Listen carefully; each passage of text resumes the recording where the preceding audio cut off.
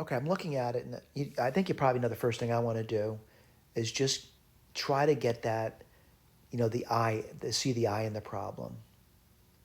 And what would you see there? I'm going to write this down as, well, it's not so bad, is it? It's 2, and the square root of minus 16 is 4i. And this is going to be 2 root 2i. All right? And I want to denest it. I want to get that I out of there, right? So I'm going to make some assumptions over here that it can be done, all right? So let's write this down. Excuse me one second. And I got to start writing. So I'm really trying to denest this 2i. And I'm going to say, root a plus root b. I'm going to square both sides. You get 2i equals a plus b plus, I'm sorry, I forgot. I'm daydreaming. Sorry about that.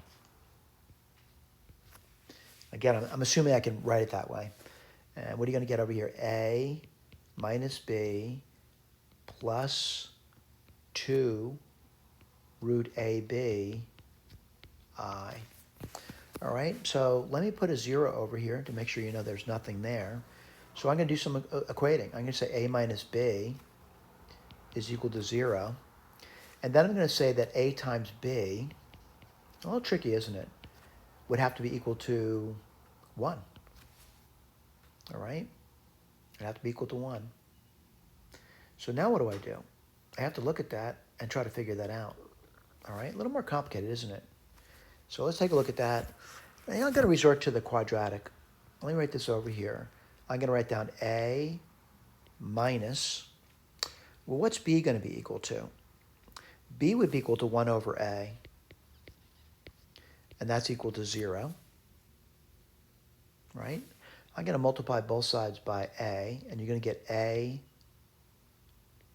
squared minus 1 equals 0.